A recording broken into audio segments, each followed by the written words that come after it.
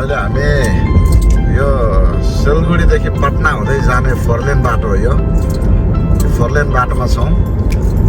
अब हामी पटना सम्मको आजको हाम्रो टुर हुन्छ। साह्रै रमाइलो भइरहेछ। यति बेला हामीसँग यहाँनिर सुषमा म्याडम त्यसै गरिकन पछाडि पनि हुनुहुन्छ।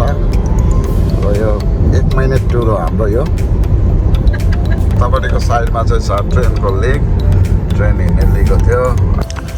साह्रै मिठो मिठो पाउँदो रहेछ यहाँ। साह्रै धेरै खाइसक्यो। अझै थप्दैछु।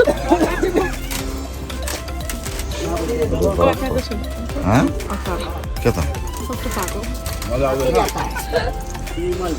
बनिया